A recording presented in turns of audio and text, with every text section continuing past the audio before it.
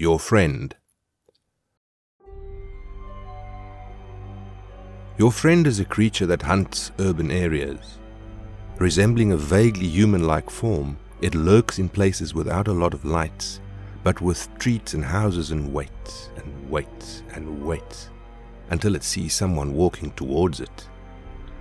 Then it'll make a loud noise. To the intended victim, they'll hear the sound of one of their close friends. It'll make them think that they're about to have a coincidental encounter with a trusted friend. The low lighting and the large amount of shadows makes its shape hazy. As people trust the recognized voice, they don't move as it gets closer. Soon as it gets close enough, the people realize it's a monster. That what looked like messy clothes was just loose folds of skin. That it had no face, just a maw full of sharp teeth.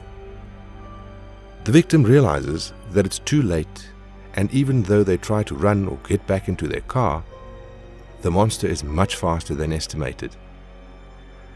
It'll wound the person horrifically and wait for them to bleed out, mocking them in a voice that to the dying victim sounds like their best friend. It'll wait till they fully pass, and then it'll eat the victim. That person is marked missing or a runaway, and the people who knew them are never seen again. Rinse and repeat. It looks for lone walkers, people waiting for tows, or even just pet walkers. Basically, it looks for people alone and isolated and tricks them to get close enough to attack. Sometimes it fails. Sometimes the person is armed, or they have better reactions than expected.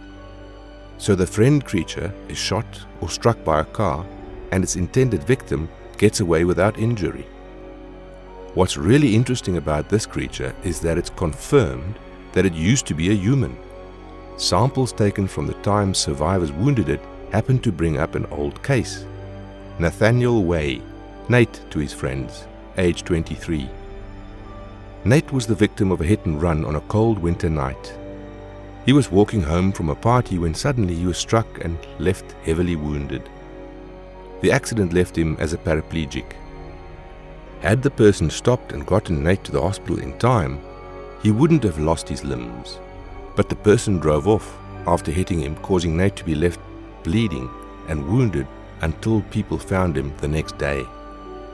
By then, the injuries combined with hypothermia destroyed his limbs and left him almost blind as well. Nate's life took a drastic turn. While his insurance was able to help a little bit, Nate lost his dream job. His girlfriend of many years, someone he was thinking of marrying, couldn't deal with this new state. She couldn't accept that she would have to take care of him for his whole life, so she left him. While Nate was able to get a caretaker with his disability check given from his former job, put him on, Nate's life was pretty much over. He took it out on everyone around him, driving more people from his life with his anger and rage. They felt bad, but being around Nate was just painful now. Eventually, Nate was all alone. No one wanted to be near him. Not soon after that, Nate took his own life. It was rough on everyone, but soon people moved on. Nate's former girlfriend married Nate's best friend. His family grieved, but tried to be happy because that is what the old Nate, the one before the accident, would have wanted. Not soon after that, the creature appeared. It started at first hunting down random people.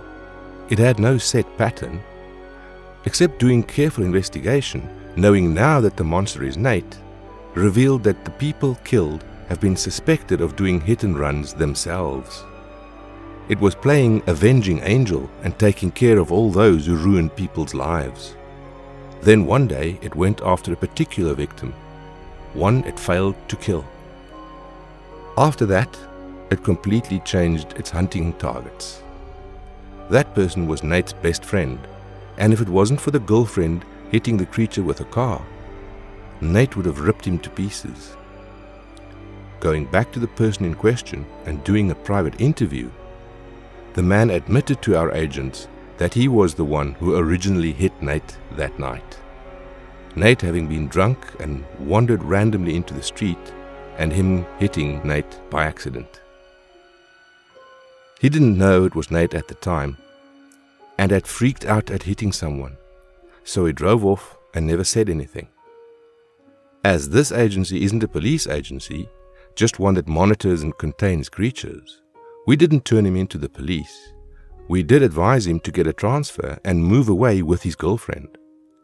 As of this report, Nate has been captured and placed into a medical coma as we run more tests on how a human can turn into a creature.